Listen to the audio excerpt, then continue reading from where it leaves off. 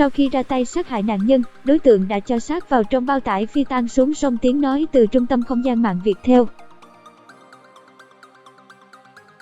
Trải qua những giờ phút đấu trí căng thẳng, lần theo từng manh mối, sau 10 ngày, các chiến sĩ công an tỉnh Cao Bằng đã vạch trần tội ác của đối tượng. Lực lượng công an dùng chó nghiệp vụ để khám nghiệm hiện trường những dấu vết đáng ngờ. Bà Nguyễn Thị Mạo trú tại phường Sông Hiến, thành phố Cao Bằng, tỉnh Cao Bằng kể lại, hôm ấy là một ngày đầu tháng 9 năm 2018, bệnh viện nơi Triệu Văn Hải công tác không thấy anh ta đến làm việc nên đã đến nhà tìm dịch vụ tổng hợp Tiếng Nói cung cấp bởi Trung tâm Không gian mạng Viettel. Bà Mạo không thấy anh Hải nên bảo một người cháu ngó vào trong nhà thì phát hiện đồ đạc bị vứt lung tung nên đã trình báo cơ quan công an. Giọng độc cung cấp bởi Tập đoàn Công nghiệp Viễn thông Quân đội Viettel.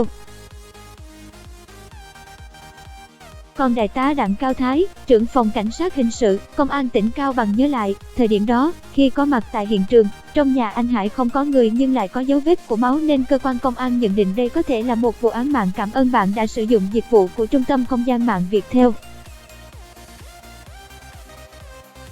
Giọng đọc được phát hành bởi Trung tâm Không gian mạng Viettel. Trực tiếp Đại tá Nông Minh Đức, Phó Giám đốc Công an tỉnh, Thủ trưởng Cơ quan Cảnh sát điều tra đã đến hiện trường chỉ đạo các lực lượng cảnh sát hình sự, kỹ thuật hình sự và các Sông Hiến tập trung làm rõ vụ việc. Cảm ơn bạn đã tin tưởng sử dụng dịch vụ tổng hợp Tiếng Nói của Trung tâm Không gian mạng Viettel. Qua điều tra xác minh, chủ nhân ngôi nhà trên là vợ chồng bác sĩ Triệu Văn Hải và chị Đàm Thị Hiếu. Hai người mới kết hôn vào tháng 3 năm 2018. Hải là bác sĩ khoa ngoại đang công tác tại Bệnh viện Đa khoa thành phố Cao Bằng, còn Đàm Thị Hiếu công tác tại Chi cục Phát triển Nông thôn tỉnh Cao Bằng. Bản quyền của Trung tâm Không gian mạng Viettel. Bản quyền của Trung tâm Không gian mạng Viettel. Từ ngày 30 đến chiều ngày 31 tháng 8, cả hai cơ quan đều không liên lạc được với vợ chồng Hải, Hiếu và không ai biết hai vợ chồng đi đâu, làm gì. Thượng tá Nguyễn Lâm Thông, Phó trưởng phòng kỹ thuật hình sự Công an tỉnh Cao Bằng kể, qua kiểm tra các dấu máu tại hiện trường cho thấy đây là máu người nên đơn vị đã chuyển mẫu về Viện Khoa học Kỹ thuật Hình sự, Bộ Công an để giám định ADN. Cảm ơn bạn đã sử dụng giọng đọc nhân tạo của Viettel. Bên cạnh đó, căn nhà không có dấu vết cậy khóa cửa nhưng đồ đạc lại bị xáo trộn, đổ vỡ. Bạn đang nghe tiếng nói nhân tạo của Trung tâm Không gian mạng Viettel. Giọng đọc cung cấp bởi Trung tâm Không gian mạng Viettel. Ngoài ra, cơ quan công an còn phát hiện một tập giấy với nội dung kể về mâu thuẫn giữa hai vợ chồng, trong đó có cả đoạn Hải thú nhận đã dùng tay bóp cổ vợ đến chết. Xác minh thêm được biết, vợ chồng Hải có 2 chiếc xe máy dùng để đi lại nhưng tại thời điểm này cả 2 chiếc xe đều không có trong nhà. Bạn đang nghe tiếng nói nhân tạo từ Trung tâm Không gian mạng Viettel. Đối tượng Triệu Văn Hải bám sát tung tích hung thủ ngay từ đầu. Cơ quan cảnh sát điều tra đã phải sử dụng chó nghiệp vụ để truy tìm nguồn hơi của vợ chồng Triệu Văn Hải, Đàm Thị Hiếu. Cảm ơn bạn đã tin tưởng sử dụng dịch vụ tổng hợp Tiếng Nói của Trung tâm Không gian mạng Viettel. Tuy nhiên, việc này gặp khá nhiều khó khăn do trời mưa liên tục. Cùng với đó, các trinh sát cũng chia nhau tỏa đi rà soát, xác minh các mối quan hệ của người mất tích xem có mâu thuẫn với ai trong quá trình sinh hoạt, công tác tại cơ quan, làm ăn buôn bán hay không. Tiếng Nói từ Trung tâm Không gian mạng Viettel. Dịch vụ tổng hợp Tiếng Nói được cung cấp bởi Trung tâm Không gian mạng Viettel. Trong quá trình điều tra, ban chuyên án sử dụng đồng bộ các biện pháp nghiệp vụ, sàng lọc các đối tượng có tiền án tiền sự, mới được tha tù về địa phương, thậm chí mở rộng diện tìm kiếm sang cả các tỉnh lân cận, tuy nhiên manh mối vẫn mịt mờ. Lúc này, cơ quan cảnh sát điều tra đã đặt ra giả thiết, đối tượng gây án phải là người quen biết với gia đình nạn nhân, có khả năng ghen tuông tình ái hoặc vay mượn tiền không trả dẫn đến khả năng giết người để xóa nợ. Tiếng Nói từ Trung tâm Không gian mạng Viettel. Dịch vụ tổng hợp Tiếng Nói được phát triển bởi Trung tâm Không gian mạng Viettel. Có thể đối tượng giết hại nạn nhân rồi đưa đi chỗ khác, vì thế việc này đòi hỏi cán bộ điều tra phải khám xét tỉ mỉ, không bỏ qua bất cứ chi tiết nào, từ đó đưa ra nhận định đúng hướng về vụ án và động cơ gây án. Cũng không loại trừ khả năng Hải giết vợ theo như lời anh ta thú nhận ghi lại trong tờ giấy. Bạn đang nghe giọng đọc phát hành bởi Trung tâm Không gian mạng Viettel. Bạn đang nghe tiếng nói nhân tạo, phát thanh từ Trung tâm Không gian mạng Viettel. Nhiều câu hỏi được đặt ra, có thể nghi phạm đột nhập vào nhà giết hai vợ chồng hoặc nghi phạm là chồng đưa nạn nhân đi theo. Chúng tôi cũng đặt ra nhận định đối tượng phi tang hay giấu ở bụi rậm, nơi hoang vắng hoặc đặt giả thiết hại chở xác vợ đến nghĩa trang để chôn nhằm che giấu hành vi phạm tội. Cảm ơn bạn đã tin tưởng sử dụng dịch vụ tổng hợp tiếng nói của Trung tâm Không gian mạng Viettel. Các cán bộ cũng đã làm việc với Quảng Trang và đều được xác nhận trong giai đoạn này không có ai đưa thi thể mới đến chôn. Đại tá Đức cho biết cảm ơn bạn đã sử dụng dịch vụ của Trung tâm Không gian mạng Viettel. Theo Phó Giám đốc Công an tỉnh Cao Bằng, trước sự biến mất kỳ lạ của vợ chồng Hải giọng độc cung cấp bởi Trung tâm Không gian mạng Viettel, cơ quan công an đã lần theo mối quan hệ của Hải trong giai đoạn học y khoa tại Thái Nguyên. Bạn đang nghe tiếng nói nhân tạo từ Trung tâm Không gian mạng Viettel.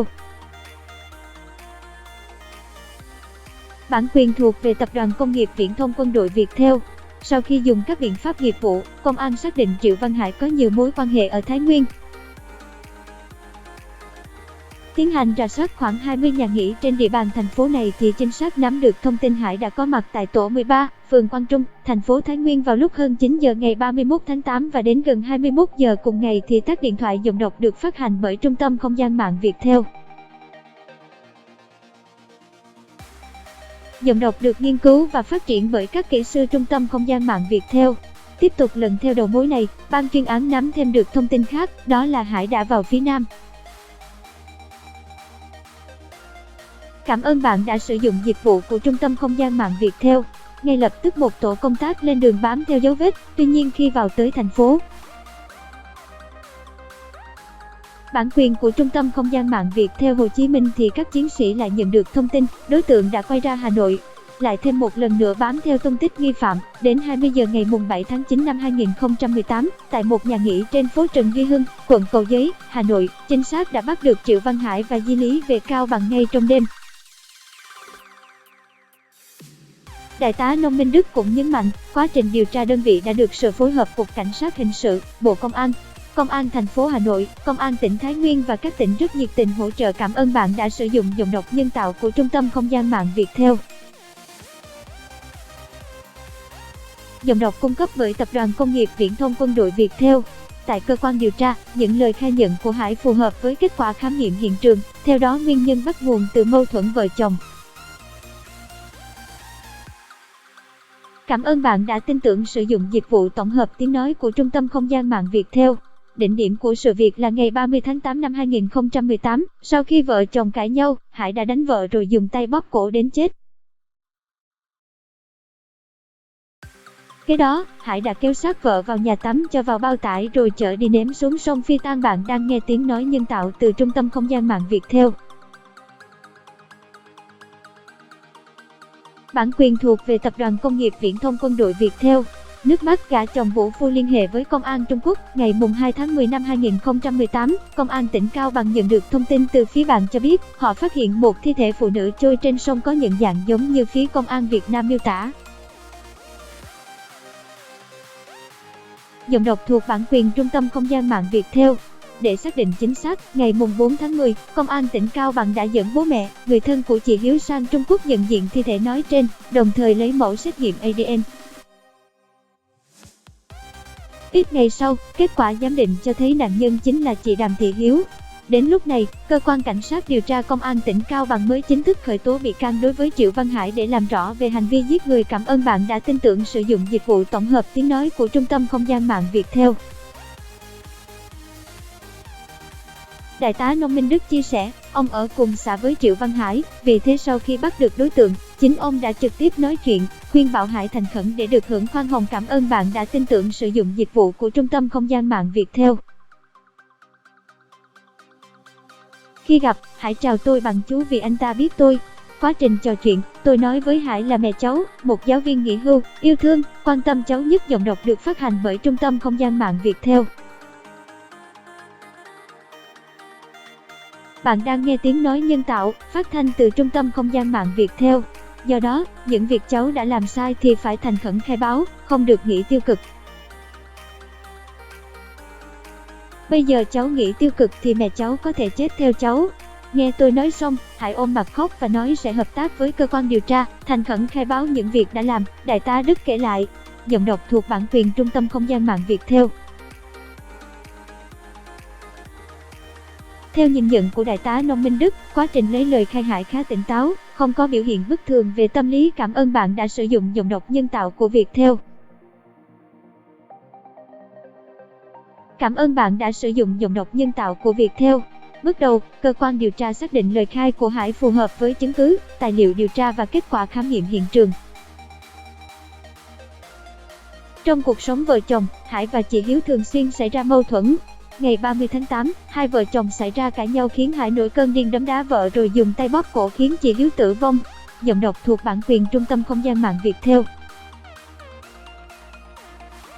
Gây án xong, Hải ngồi vừa uống rượu vừa viết thư thú nhận lý do giết vợ cho tới khi say mềm. Bản quyền thuộc về Trung tâm Không gian mạng Viettel. Đến khi tỉnh dậy, Hải cho xác chị Hiếu vào bao tải rồi dùng xe máy trở ra cầu Gia Công Định ném xuống sông Bằng Giang phi tang rồi sau đó tự tử. Cảm ơn bạn đã sử dụng giọng đọc nhân tạo của Viettel. Tiếng nói từ Trung tâm Không gian mạng Viettel. Tuy nhiên, thấy điện sáng, sợ mọi người phát hiện nên Hải đã đưa ra cầu sông Mạn vứt xuống giữa dòng và bỏ trốn.